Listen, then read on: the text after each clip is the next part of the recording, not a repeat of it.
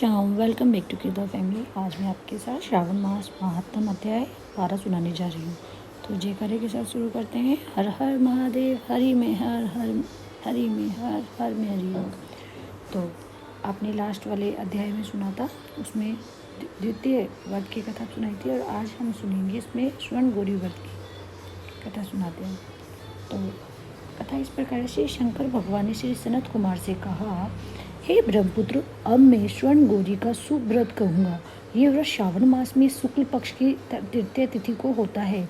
इस दिन प्रातःकाल स्नान करके नित्य कर्म करने के बाद संकल्प करे और 16 उपचारों से पार्वती तथा शंकर जी की पूजा करें। इसके बाद भगवान शिव से प्रार्थना करें, हे देवों के देव, आइए, हे जगतपते, मैं आपसे प्रार्थना करता हूँ, हे सुसत्तम, मेरे द्वारा की गई पूजा को आप स्वीकार करके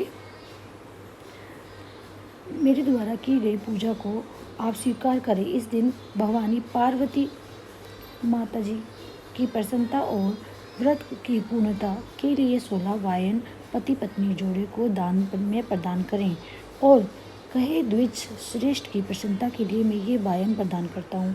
पहले चावल का आटा बनाएं। चावल के आटे से बनाए गए 16 मीठे पकवान बांस की 16 टोकरियों में सजाकर, उनके साथ वस्त्र आदि रखकर, स्वर्ण अलंकार आदि से सजाकर, अपनी पत्नी सहित ब्राह्मणों को बुलाकर अपने सम्मुख बिठाकर बोले, मैं व्रत को पूरा करने के लिए, फल प्राप्त करने के लिए ये आपको देता हूँ। वस्त्र आभूषण अलंकार आदि से परिपूर्ण पतिव्रत धर्म सहित साधन सुवासिनियों इसे ग्रहण करें। इस प्रकार 16 वर्ष तक अथवा 8 वर्ष या 4 वर्ष या 1 वर्ष तक इस व्रत को करके शीघ्र ही इसका उद्यापन कर देना चाहिए। पूजा के अनंतर कथा का श्रवण करके वाचक की विधिवत पूजा करनी चाहिए। सनत कुमार जी ने भगवान श्री सदाशिव से कहा, हे प्रभु, इस व्रत को सर्वप्रथम किसने किया, इसका महात्म्य क्या है और इसका उद्यापन किस प्रकार करना चाहिए, वे सब आप मुझे बताइए।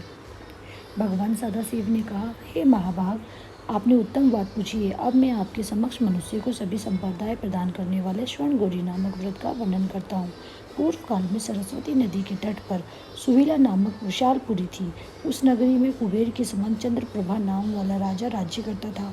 उस राजा की रूप लावण्य से संपन्न थी तथा सौंदर्य तथा मंद मुस्कान से युक्त और कमल के समान नेत्रों वाली महादेवी और विशाला नामक 2 अति सुंदर रानियां थीं।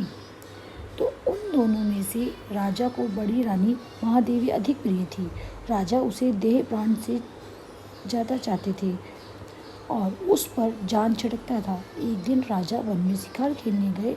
वहाँ पर अनेक प्रकार के पशुओं का शिकार करते हुए काफ़ी समय व्यतीत हो गया है। भूख प्यास से व्याकुल इधर उधर घूमने लगे। काफ़ी दूर निकल जाने पर उन्हें एक तालाब दिखाई पड़ा। तालाब के चारों में मनोरम था और राजा ने तालाब के किनारे जाकर उसका उत्तम जल पिया। वहाँ राजा ने देखा कि तालाब के किनारे जाकर उसका उत्तम जल पिया और वहाँ राजा ने देखा कि तालाब के किनारे देवलोक की अप्सराएं स्वर्ण गौरी की पूजा अर्चना कर रही हैं। उनको देखकर राजा ने पूछा, हे देवियों, आप यहाँ किस प्रयोजन हेतु ये पूजन कर रही हैं? इस पर उन्होंने उत्तर दिया कि हे नरेश, हम सब स्वर्ण गौरी की पूजा कर रही हैं। इस व्रत के फलस्वरूप प्राणियों को प्रत्येक प्रकार की धन संपदा मिलती है। इसलिए हे नरेश, आपको भी अपनी प्रजा की भलाई एवं धन प्राप्ति के लिए ये व्रत अवश्य ही करना चाहिए। और उसके बाद राजा बोले, हे देवियों, आप इस व्रत की विधि मुझे बताइए, साथ ही ये भी कहिए कि इस व्रत के करने से क्या फल होता है। तब वे सारी स्त्रियां बताने लगी, हे राजन, ये स्वर्ण गौरी नामक व्रत श्रावण मास की शुक्ल पक्ष के तृतीय को किया जाता है। इसका व्रत में भक्तिपूर्वक अत्यंत प्रसन्नता के साथ पार्वती और शिव की पूजा करनी चाहिए। पुरुष को 16 तारों वाला एक डोरा दाहिने हाथ में बांधना चाहिए। स्त्रियां बाएं हाथ में या गले में इस डोरे को बांधे। बस यही इस व्रत की करने की विधि है। अप्सराओं की बात सुनकर राजा बहुत ही प्रभावित हुआ और राजा चंद्रप्रभा ने भी उस व्रत को किया और 16 तार का डोरा अपने दाएं हाथ में बांध लिया। उसके बाद प्रार्थना करता हुआ बोला, हे देवादि महादेव और पार्वती माता जी, मैं इस डोरे को बांधता हूँ, आप मेरे ऊपर प्रसन्न हो और मेरा कल्याण करें। इस प्रकार व्रत करके राजा अपनी राजधानी को लौट आया।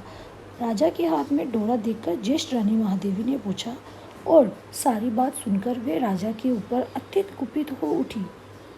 बड़ी रानी के क्रोध का ठिकाना ना रहा और उसने जबरदस्ती वे डोरा तोड़कर बाहर एक सूखे पेड़ के ऊपर फेंक दिया। राजा ने उसे बहुत मना किया मगर वह नहीं मानी।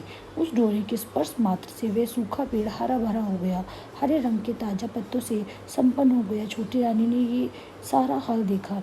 उसने वह टूटा हुआ डोरा पेड़ से उतारकर अपनी बाईं भुजा में बांध लिया। इस डोरे के प्रभाव से छोटी रानी का रूप लावण्य अधिक निखर गया तो अब वे राजा को प्रिय लगने लगी। बड़ी रानी ने व्रत के डोरे को अपमान किया था, फलतः राजा ने उसका परित्याग कर दिया और वे दुखी हो वन में चली गई। अपने मन में वे भगवती देवी का ध्यान करते हुए मुनियों के पवित्र आश्रम में निवास करने लगी। कहीं कहीं श्रेष्ठ मुनियों के द्वारा यह कहकर आश्रम में रहने लगी कि रहने से रोक दी जाती थी कि हे पापिन, अपनी इच्छा के अनुसार यहाँ से चली जाओ। इस प्रकार घोर वन में इधर उधर भ्रमण करती हुई वह अत्यंत खिन्न होकर एक स्थान पर बैठ गई। उसे वहाँ पर बैठे देखकर पार्वती माँ का हृदय द्रवित हो गया और उन्होंने रानी को दर्शन दिए। रानी ने प्रसन्न होकर उनकी चरण वंदना की और प्रणाम करके बोली, हे देवी, आपकी जय हो। हे शंकर पत्नी, हे भक्त वत्सली, आपकी जय हो। आपको बारंबार प्रणाम है। हे मंगले, आप वंदनीय हैं। हे देवी, आपकी जय हो। आपको नमस्कार है। हे भक्तों को वर देने वाली, आपकी जय हो। शंकर के वाम भाग में विराजने वाली, आपकी जय हो। हे मंगले, आपकी जय हो। रानी के इस प्रकार देवी की अर्चना करने से देवी प्रसन्न हुई और रानी को बताया कि ये सब पूजा के पवित्र डोरे का अपमान करने के कारण हुआ है। फिर रानी ने देवी से क्षमा याचना की और पूरे भक्ति भाव से माँ गौरी की अर्चना करके व्रत किया। उस व्रत के प्रभाव से राजा जंगल में गया और बड़ी रानी को वापस महल में ले आया। उसके बाद देवी की कृपा से उसकी सभी मनोकामनाएं पूरी हो गई और राजा सभी समृद्धियों से संपन्न होकर उन दोनों के साथ पूर्ण रूप से राज्य करने लगे। अंत में राजा ने उन दोनों रानियों सहित शिवपद को प्राप्त किया। शिव बोले, हे पुत्र, इस प्रकार जो भी प्राणी स्वर्ण गौरी का व्रत नियम अनुसार करता है वे मुझे और पार्वती को अत्यंत प्रिय लगता है। भूलोक में उस पर लक्ष्मी की वर्षा होती है, उसके समस्त दुश्मनों का विनाश होता है। अंत काल में वह भवबंधन से मुक्त हो शिवधाम जाता है। हे सनत कुमार, अब आप सावधान होकर इस व्रत के उद्यापन की विधि सुनिए। शुभ तिथि, शुभ वार, चंद्र बल व तारा बल हो जाने पर मंडप में अष्टप्रद कमल पर अनाज से परी पर कलश रखकर उस पर तांबे का पात्र जो 16 पल का हो रखें। उस पर भी एक बड़ा पात्र रखें, तिल से परिपूर्ण हो। उसके सबसे ऊपर सिर्फ पार्वती की प्रतिमाएं रखें। उनके साथ 2 सफ़ेद वस्त्र तथा यज्ञोपवीत भी रखें। विधि अनुसार वेद मंत्रों से पूजा करें। रात्रि जागरण भी करें। दूसरे दिन प्रातःकाल पूजा करने के बाद होम करें। सर्वप्रथम गृह होम करके प्रधान होम करें तथा 1000 अथवा 100 आहुतियाँ दें और जो मिश्रित तिल को घी में मिलाकर बनी हो। आचार्य का पूजन करके उसको वस्त्र, आभूषण, गो आदि दान में दें। इसके बाद ब्राह्मणों को भोजन कराना चाहिए, साथ ही 16 संपत्तियों को भी भोजन कराना चाहिए।